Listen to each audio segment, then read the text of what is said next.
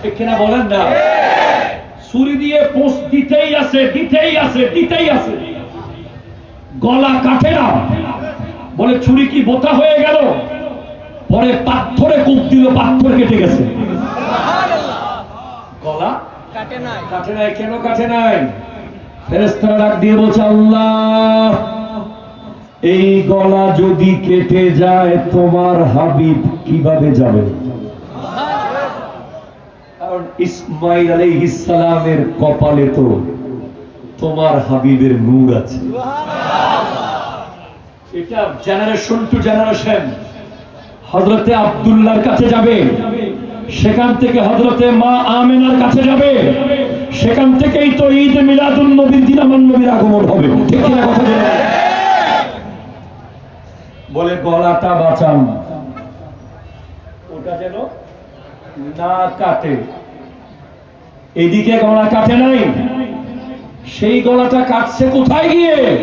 সেই গলা কেটেছে কারবালার ময়দানে গিয়ে। ঠিক কিনা? একটা গলা বাঁচিয়ে, খেয়াল করেন, ভালো লাগে সুবহানাল্লাহ জোরে বলিয়ে, আগে খেয়াল করেন, ইসমাঈল আলাইহিস সালামের গলা বাঁচিয়ে আল্লাহ আমার নবীর নূরকে বাঁচিয়ে দিয়েছেন। আর ইমাম হুসাইনের গলা কেটে আল্লাহ আমার নবীর দ্বীনকে বাঁচিয়ে দিয়েছেন। একজনের গলা কেটে নবীর নূর বেঁচে গেছে, আরেকজনের গলা কেটে, একজনের গলা রেখে নবীর নূর বেঁচে গেছে, আরেকজনের গলা কেটে নবীর দ্বীন বেঁচে গেছে। হবে, বুঝতে হবে, কথা বলা ঠিক কিনা? মিলাদুন নবীর সেটিংটা দিয়ে যাই। এই বছর পুরোপুরি দেওয়া যাবে না, বিশাল লম্বা বিষয়। আলহামদুলিল্লাহ ফকিরের অনেক স্টাডি আছে, যা বলে গেছি তা দুনিয়ার সবার সাথে চ্যালেঞ্জ করবেন। ফকির যে মাদ্রাসা থেকে এসেছি, জামিয়া আহমদিয়া সুন্নি আলিয়া, ওই মাদ্রাসার লাইব্রেরিতে কিতাব আছে 20,000, বর্তমানে ছাত্র আছে 11,000, শিক্ষক আছে প্রায় 150-র উপরে। ক্যান্টনমেন্ট কথা কয় না, ঠিক কিনা কথা কয় না? আপনাদের কোনো চিন্তা নাই? আমরা তলোয়ার দিয়ে যুদ্ধ করি না, কিতাব দিয়ে যুদ্ধ করি। Clear statement. আমার নবীর মিলাদ আমার নবী নিজে করেছেন।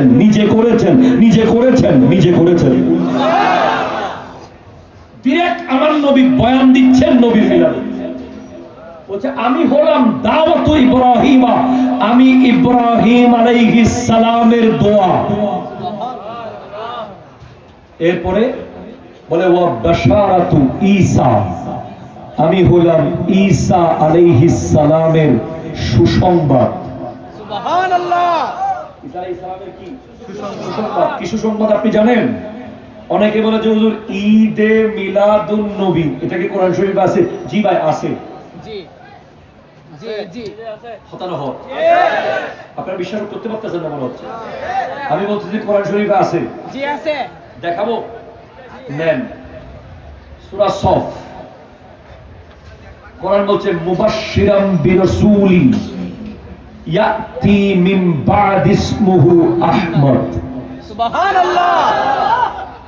ঈসা আলাইহিস সালাম ওনার উম্মতদেরকে বলতেছেন, হে আমার উম্মতেরা, আমি তোমাদেরকে একজন নবীর সুসংবাদ দাতা। সুবহানাল্লাহ। আরো জোরে, একজন নবীর সুসংবাদ দাতা, যিনি আমি সুসংবাদ দাতা। ঈসা আলাইহিস সালাম বলছেন বনি ইসরাইলকে ডাক দিয়ে, হে বনি ইসরাইলরা শোনো, আমি ঈসা হলাম সুসংবাদ দাতা। কিসের সুসংবাদ? আমার পরে একজন নবী আসবে যার নাম হবে আহমদ। এজন্য আপনি যদি মিলাদুন নবীর মাহফিল নাও করেন, আপনি শুধু নামাজ পড়লেই মিলাদ করা হয়ে যাবে। বলে কেমনে? আপনি যখন আল্লাহু আকবার বলে দাঁড়াবেন, আপনার ফিজিক্যাল স্ট্রাকচার হবে আলিফ। যখন রুকুতে যাবেন হা, সিজদায় যাবেন মিম, দুই সিজদার মাঝখানে বসবেন দাল, আপনার নামাজের স্ট্রাকচার হলো আমার নবীর নামের আহমদ। আবার যখন আপনি সিজদায় পড়ে থাকবেন, দূর থেকে ছবি তুলে দেখিয়েন কেমন লাগে। মাথা হবে মিম, হাতের অংশ হবে হা, কোমরের অংশ হবে মিম, পায়ের অংশ হবে দাল। আল্লাহকে যখন সিজদা করো, তোমার স্ট্রাকচার হয়ে যায় মুহাম্মদ। মিলাদুন নবী না করে কোনো পার পাবা না, ঠিক কিনা বলেন না? সেদিকে যাবা, সেদিকেই করতে হবে। যদি বলো হুজুর নামাজ তো পড়ি না, ঠিক আছে, হজে তো যাবা।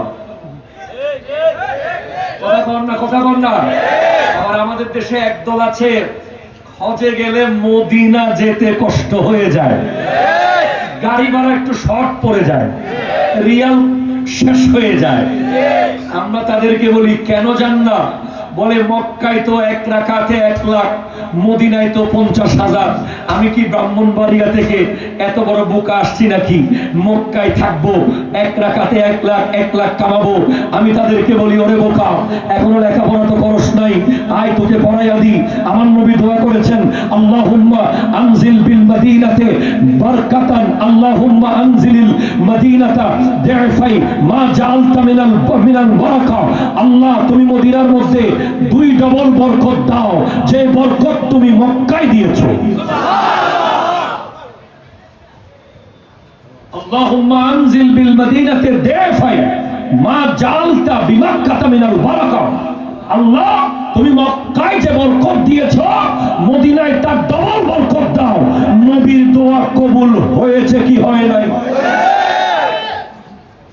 সহিহ হাদিস, 100 বার বলতেছি সহিহ হাদিস, সহিহ হাদিস। বলো, বলেন বলেন, সবাই মিলে বলেন। এখন আমাদের তরুণ প্রজন্মকে পায় ওরা একটা ট্যাবলেট দিয়ে দেয়, বলে জাল হাদিস। এখন বেচারারা তো স্কুলের ছাত্র, তারা তো আর গবেষণা করে দেখে না।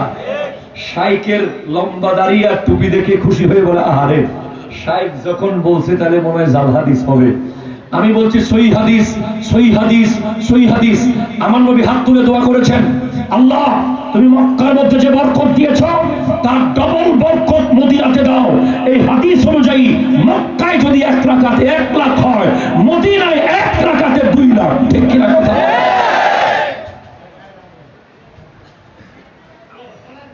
মা জাআলতা বিমাক্কাতা মিনাল বারাকা। সুবহানাল্লাহ, সুবহানাল্লাহ। আসেন, আসেননি? হজে গেলে একটা নিয়ম আছে, 7 তাওয়াফ করার পরে মকামে ইব্রাহিম পাথরটা সামনে নিয়ে 2 রাকাত নামাজ পড়তে হয়। কথা বল, কারা কারা গেছেন হাত তুলেন। ওমা তো পুরো ব্রাহ্মণবাড়িয়া চলে গেছে, মাশাআল্লাহ। আল্লাহ আরো সবাইকে যাওয়ার তৌফিক দান করুন। 2 রাকাত নামাজ পড়ছেন না?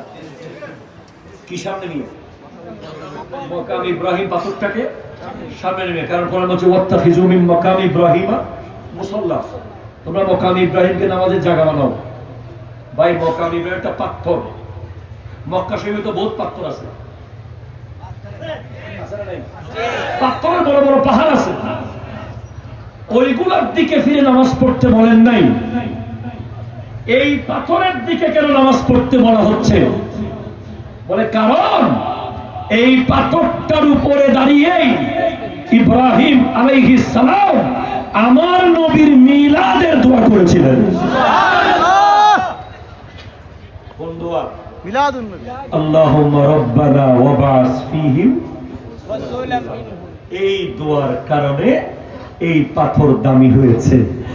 ইব্রাহিম আলাইহিস সালাম গোটা জীবন বহুত পাথরে হেঁটেছেন, কোন পাথর গলে নাই, কিন্তু এই পাথরের উপরে দাঁড়িয়ে যখন আখির নবীর আগমনের দোয়া করেছেন, এই পাথর গলে গিয়েছিল। আসেন সর্বশেষ